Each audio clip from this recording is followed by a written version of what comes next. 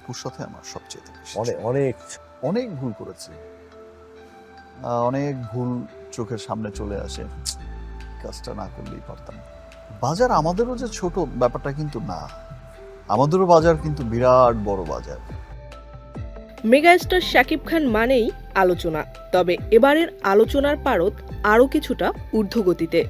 সাম্প্রতিক সময়ে চ্যানেল আই-এর বিশেষ আয়োজন হ্যালো সাকিব খানে জ্যেষ্ঠ চলচ্চিত্র সাংবাদিক আব্দুর রহমানের সঙ্গে আলাপচারিতায় নিজের ক্যারিয়ার, চলচ্চিত্রের বাজার, সিনেমা হলের পরিবেশ, প্রযোজনা ও দর্শকের ভালোবাসা নিয়ে কথা বলেছেন সাকিব খান, যা ঘিরে দেশে বিদেশে ভক্ত সমালোচকদের মধ্যে ব্যাপক আলোচনার সৃষ্টি হয়েছে।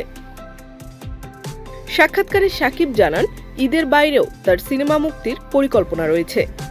আগামী অক্টোবরের দিকে তার অভিনীত সোলজার মুক্তি পেতে পারে বলেও জানান তিনি।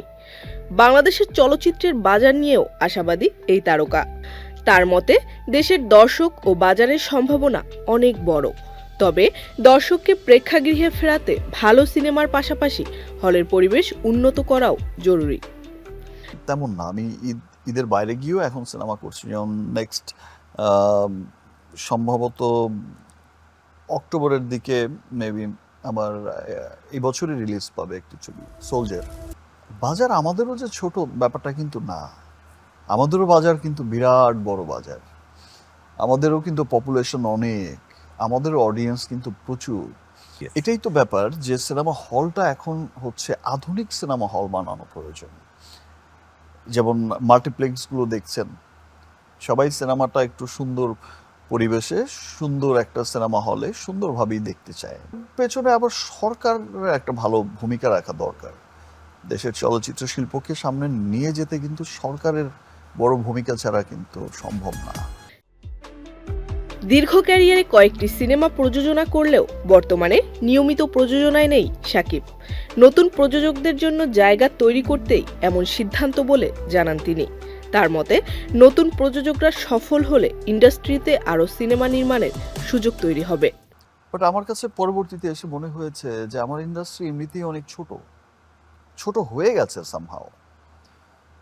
তো এখানে আসলে আমি প্রডিউস করছি, আমি ওখানে কাজ করছি, তার চাইতে আমি যদি আরো দুটা চারটা প্রডিউসার যদি নতুন যারা আসতে চাইছে, আমি যদি তাদের কাজ করি, একটা সিনেমা সুপারহিট হলো, সামহাও পরের গল্প আমার ভালো লাগলো না বা আমাদের বনাবনি হলো না, কিন্তু সেই প্রডিউসারটা কিন্তু আরেকটা সিনেমা বানাবে অন্য একজন আর্টিস্টকে নিয়ে।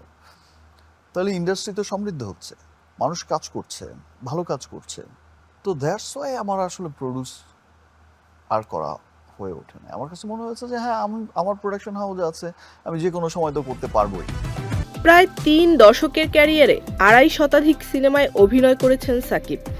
অপু বিশ্বাসের সঙ্গে তার দীর্ঘ ক্যারিয়ার ও প্রায় 72টি সিনেমায় একসঙ্গে কাজ করার বিষয়টিও উঠে আসে আলোচনায়। পাশাপাশি প্রায় 80 জন নায়িকার সঙ্গে কাজ করার কথা জানিয়ে সাকিব মজা করে বলেন, তাদের সবার নাম এখন আর তার মনেও নেই।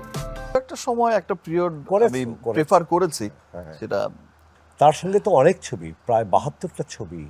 হ্যাঁ, অপুর সাথে আমার সবচেয়ে বেশি অনেক অনেক 80 জন।